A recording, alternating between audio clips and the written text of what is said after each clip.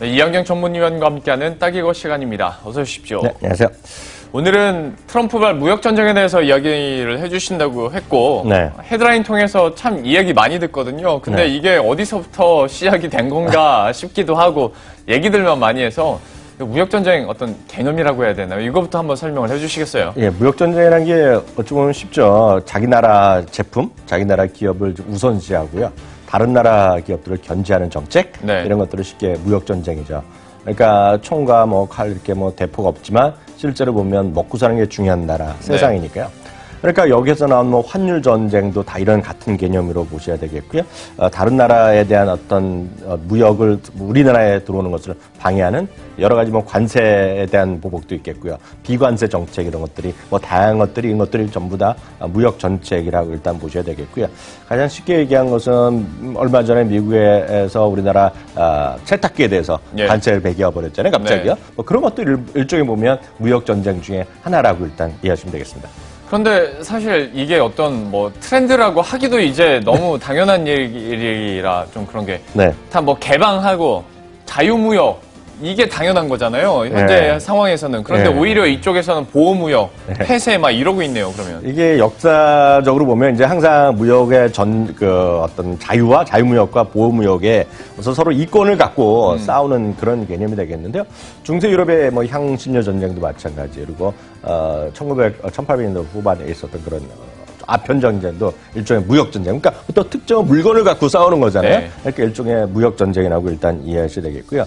우리 아담 스미스, 국부론에 매너는 그런 아담 스미스 그런 양반들도 매번 하는 것들이 중세시대의 어떤 중상주의의 어떤 상인들의 독점적 이런 것들을 깨부셔야 된다. 이렇게 쉽게 해서 아담 스미스도 딱 반대하는 것이 어떤 무역전쟁 이런 걸 반대하고 자유무역으로 가자는 것이 하나의 큰 틀이 되겠고요. 특히 2차 세계대전 이후에 흔히 얘기해서 이제 관세무역 일반 협정이라고 하고요. 가트라는 게 있었거든요. 그게 이제 WTO 체제로 1990년대 중반으로 넘어가면서도 지속적으로 전 세계는 어떤 무역을 활성화하면서 자유무역으로 가는 것이 일반적인 우리가 여태까지 살아오는 상식적으로 보면 거스를 수 없는 하나의 트렌드였다는 것은 사실이 되겠습니다. 그리고 이런 기조 자체가 만약에 안 좋은 결과를 낳았다면 당연히 국가들이 보호무역으로 다시 돌아섰겠지만 지금까지 과거들을 보면 이것 때문에 세계 교역량도 확 늘고 또 신흥국도 그만큼 단시간 안에 많이 클 수 있었던 거 아니겠습니까? 그러니까 그런 것 중에 하나가 이제 소위 이제 더 확실하게 위해서 어떤 1대1 내지 1대 지역대 지역으로 소위 프리 트레이드 어그리먼트라 그러죠. 자유무역의 어떤 FTA가 많이 있었는데요. 이게 자유무역 협정에 대한 어떤 하나의 그래프가 되겠는데요. 그냥 골치 아프게 선이 하나 쭉 올라가는 거 아닙니까? 이게 지금 오늘 현재보다 2068년 3월 현재예요. 전 세계에서 286개의 자유무역 협정이 지금 발효 중입니다. 발효 중에 있고요. 특히 이런 것들이 아까도 얘기했지만 일단 이머징 국가들이 몰려있는 아시아 국가들에는 훨씬 더 어떤 혜택을 준 것이 사실이죠. 우리나라도 마찬가지 되겠고요. 아시아만 하더라도요. 그러니까 아시아가 상대적으로 좀 걱정될 수밖에 없겠는데 아시아만입니다. 아시아만도 144개가 지금 발효 중이겠고요. 발효를 기다린 것이 7개, 그리고 협상이 시작된 것이 73개 등요. 수많은 FTA가 자유무역의 근간으로 작용하는 것이 엄연한 2028년 전 세계 현상이다라고 이해하시면 되겠습니다. 그런데 왜 트럼프는 역사의 한 획을 긋고 싶어서 그런지 몰라도 왜 이러는 거예요? 그거는 뭐 제가 여러 번 경고드렸다시피 제가 누차 말씀드렸다시피 트럼프를 제가 잘한다고 그랬잖아요. 저만큼만 정말 이걸 본 사람이 좀 대한민국이 별로 없습니다. 최소한 증권 쪽에서는요. 선거 전부터 한국과의 FTA는 잡킬러라고 이제 비판했고요. 여기에 보면 한국과 FTA는 당장 그만둬야 되고요. 이게 우리나라, 그러니까 미국에서의 그 트럼프 입장에서 미국이 엄청나게 지금 FTA라면서 다 손해봤다는 거거든요. 대표적인 것이 나프타가 되겠고 이런 것들이 수많은 어떤 피해를 받겠다는 것인데요. 이게 제가 이게 이 사진 보고 제가 어이없어서 갖고 왔는데 이게 보면 애도 아니고요. 이게 뭐 자기 상장 받았다고 자랑하는 건데요. 저 사인이 자기 사인입니다. 한국산 세탁기에 관세 부과하고 서류하고 나서 나 이렇게 잘했어요 하고 나서 부모님한테 보여주는 거 있잖아요. 다 그런 거거든요. 그러니까 이게 지금 트럼프의 이 사진 하나가 트럼프의 심리를 그대로 보여준다라고 이해하시면 되겠습니다. 트럼프는 그러면서 이제 항상 하는 말이 우리가 너무 불리하게 무역하고 있다. 무역 적자 너무 심하다. 이런 얘기는 항상 하잖아요. 네, 맞습니다. 여기에 대해서는 좀 어떻게 이게 보시면 제일 심한 나라가 이제 중국이라든가 멕시코 이런 쪽에서 무역 적자가 심한데요. 중국에 투자한 사람들의 제일 많이 한 거 뭐 아이폰 이런 것도 마찬가지죠. 네. 다 그냥 자기네가 필요해서 가서 온 공장주였고요. 특히 멕시코 쪽은 대부분이 미국 사람이 투자한 거거든요. 그러니까 그런 거 해놓고 나서 지금 나중에 딴소리하는 것인데요. 근데 어찌됐건 집권하고 나서 2017년에 미국의 무역 적자가요. 9년 만에 최대치를 기록해서 5천억 달러로 넘어섰고요. 전년 대비 무려 12%가 늘어났습니다. 그리고 이제 중국과의 무역 적자 1년 동안 8% 늘어났고요. 멕시코는 10% 늘어났고요. 한국만은 지금 17%가 감소됐습니다. 그러니까 네. 한국은 상대적으로 할 말이 많아요. 우리는 나름 노력했다는 건데 정말 진짜 노력을 했는지 자동차가 덜 팔려서 그런지 모르지만 우리나라는 무역 적자가 좀 줄어든 거의 뭐 유일한 나라 중에 하나라고 일단 이해하시면 되겠습니다. 결국 그러다 보니까 어떤 정치 쪽에서는 총기 문제로 갑자기 막 왔다 갔다 의견을 네. 계속 바꾸고 있고 네. 경제 쪽에서는 아무래도 이런 보호무역주의로 어떤 지지층을 다시 한번 좀 결속을 하고 중간 선거에서 이제 패하면 진짜 망하는 거잖아요. 그러다 보니까 좀 이렇게 표심을 얻으려고 하는 거 아니냐라는 얘기들이 나오는데 여기에 대해서는 어떻게 생각하십니까? 이게 정말 머리 아픈 얘기가 되겠는데요. 핵심 지지층이 이제 소위 러스트 벨트라는 거 같고요. 미국은 이제 중서부 쪽에 좀 오래된 도시인데 거기 이제 철강 회사도 있고 뭐 그런 그 알루미늄 회사도 있고 이런 쪽이 공장지대가 많은데요. 거기 이제 제조업이라든가 백인 노동자를 의식하고 있는데요. 트럼프는 항상 얘기하는 거가 이제 다른 핑계를 많이 냅니다. 쟤 때문에 우리 망했다 얘기하는데요. 맞아요. 트럼프는 다른 나라들이 자기네들이 철강가요. 알루미늄 산업을 파괴했다는 얘기를 하고 있는데요. 그러면서 항상 이 트럼프의 자신감이 또 하나 있습니다. 트럼프는 항상 얘기하는 것이 확고한 지지층 40%를 항상 얘기하거든요. 네. 어찌되었건 자기 40% 지지한다는 건데 이거는 역설적으로 보면 우리나라도 예전 대통령이 그런 얘기가 있었잖아요. 그렇지만 이게 무너지잖아요. 그렇죠. 그러니까 지금 이 트럼프도 이번에 보면 미국 언론에서도 지금 난리가 나고 있습니다. 그래서 트럼프를 지지했던 사람조차 이건 아니다 얘기를 하는 거죠. 왜냐하면 쉽게 얘기해서 그런 철강 회사에 다니는 그 미국의 국민들이 한 250만 명 정도 되는 것 같아요. 예. 근데 실제로 보면 이번 조치로 인해서 피해볼 자동차라든가 비행기, 그 조선 이런 쪽은 훨씬 많다는 거야. 650만 명은 지금 당장 일자리가 없어질 수 있다는 얘기거든요. 물론 전부 다 과장된 얘기가 되겠지만 이렇기 때문에 쉽지 않다. 그러니까 트럼프가 이번에 일부 월스트리트 저널 같은 경우는 트럼프의 최악의 경제 정책 얘기하고 있고요.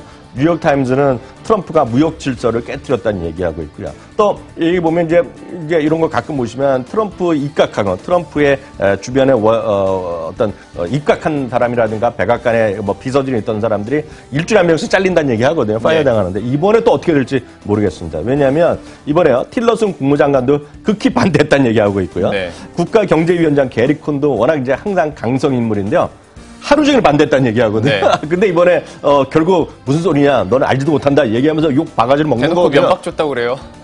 아니, 트럼프는 그냥 항상 면박하는 게 일입니다, 이제. 네. 예전에 제가 TV 사회 볼 때부터 거는 제가 많이 봤거든요. 예. 그냥 바로 욕하는 사람이에요. 그래서 이거기 때문에 이번에 상당히 많은 사람이 또 개각 명단에 오를 거란 얘기하고 있고요. 그러니까 백악관에서도 반대하는 사람이 워낙 많다라고 보셔야 되겠고요. 증권업계에도 비판적인 사람이 워낙 많죠.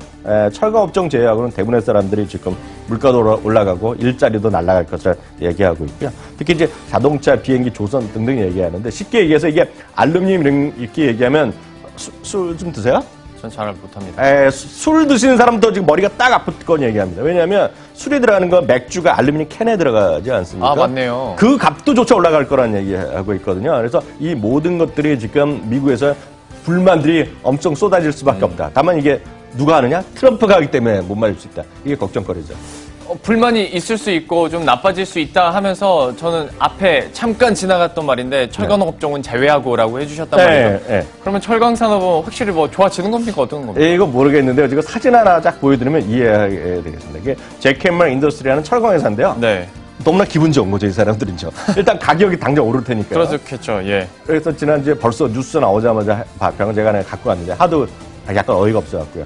트럼프가 진짜 이번 주에 사인하면 직원들한테 $1,000씩 주겠다는 겁니다. 아, 진짜요? 네, 이게 바로 미국식의 자본주의고요. 네. 이거 좋아하는 사람도 분명히 있는데요. 다수는 지금 반대할 수밖에 없다라고 일단 이해하시면 되겠네요. 그 다수가 문제가 아닐까 싶어요. 그러니까 유럽연합에서도 계속 얘기를 하고 있고 일본에서도 제소 생각한다고 하고 있고 중국에서도 뭐 직접적으로 부딪히는 건 아니지만서도 뭐 여러 가지 통로를 통해서도 어느 정도 직간접적으로 비판을 하고 있는 양상인데 여기 분위기도 좀 심상치 않은 것 같더라고요. 그러니까요. 뭐 유럽, 뭐 중국, 뭐 캐나다 이런 거, 멕시코까지 해서 지금 전부 다 난리 났거든요. 예. 그래서 이제 보복하겠다는 얘기하니까 트럼프는 기다렸던 듯이 너희 보복하면 우리 또 보복 관세 뭐 무차별적으로 내겠다 하니까요. 지금 입이 있는 사람들은 막 다 떠드는 거 되겠고요. 예.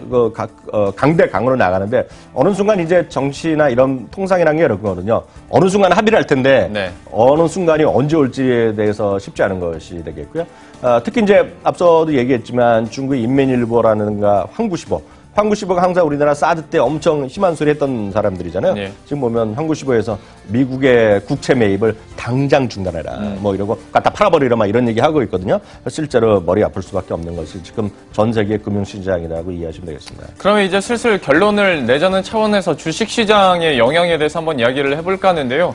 이쪽 방면에 대해서는 좀 어느 정도 판단하고 계십니까? 네, 뭐 상식적인 얘기지만 우리나라 경제에서 수출이 차지하는 비중이 한 70% 정도가 예. 되겠고요. 어떤 무역 위축이라든가요, 보호무역주의의 강화는 불가피하겠고요. 이렇게 되면 이제 미국은 이번에 이게 또 약간 어려운 얘기지만 미국은 이번에 이런 일을 하면서 정말 또 깜짝 놀랄 일을 하나 하고 있습니다. 이게 뭐냐면 TPP라고 혹시 기억하실지 모르겠는데요. 네. TPP가 이제 아시아 경제 태평양에서 경제 자유무역지구를 만들려고 했는데 이걸 갖고 이제 잘 들으셔야 됩니다. 트럼프가 엄청나게 욕했던 사람입니다. 이거는 말도 안 된다고 하면서 오바마 주도를 했던 건데 이걸 그냥 없애버렸거든요. 예. 근데 슬쩍 지난주부터 해갖고요. 이거 다시 해야겠다. 이게 핵심입니다. 그렇게 네. 되면 이건 누구랑 하고 있냐면 또 일본이랑 손잡고 하는 거거든요. 네. 우리나라가 들어있느냐? 우리나라 또 안 들어있습니다. 예. 우리나라는 왜냐하면 이거 박근혜 대통령 때부터 일부에서 하자 그랬는데 우리나라는 지금 한미 FTA인데 무슨 걱정이냐 그래서 안 했는데 지금 우리나라는 지금 안 들어있고 RCEP라고 하고 있는 추진하고 있는데 그것도 중국 중심으로 러시아 가는 판이거든요. 예. 이게 보면 이게 무역 전쟁이 되면 항상 보면 편가르기가 됩니다. 편가르기. 너 누구 편 들래? 그래서 또 서로 진영 논리로 싸우기 때문에 저는 대한민국 뿐만 아니라 이런 아시아 국가들이 엄청나게 지금 스트레스 받을 수밖에 없고 여하튼 시장은 상당히 혼탁스러워질 수밖에 없다는 생각 좀 하고 있습니다. 이 중에서 그러면 그나마 좀 괜찮을 만한 방어해줄 만한 업종 꼽으신다면 뭐가 있을까요? 그러니까 가장 쉽게 얘기하는 거는 흔히들 증권업계에서 이런 일이 벌어지면 항상 얘기하는 거가 이제 내수업종이 내수업종. 예, 그렇죠. 뭐 유통이 됐건 은행이 됐건 얘기할 수 있는데요. 뭐 그런 논리 상황 논리는 분명히 있겠는데요. 이게 쉽지 않을 것 같고 하여튼 그런 논리는 분명히 있겠고요. 정말 냉정히 말씀드리면 미국에서 보호무역을 아무리 하더라도 어찌할 수 없는 것들이 있어요. 미국에서 지금 반도체를 문제 삼는다는데요. 미국에서 반도체 삼는 순간 미국의 아이폰을 못 만든다고 보시면 되거든요. 그러니까 그런 대체할 수 없는 확고한 어떤 그 지배력을 갖고 있는 상품 정도가 좀 대안이 되겠다 이렇게 이해하시면 되겠습니다. 알겠습니다. 오늘은 이렇게 해서 무역전쟁에 대해서 주식시장에 대한 영향력까지 함께 정리를 해봤습니다. 이항영 전문위원과 함께했습니다. 고맙습니다.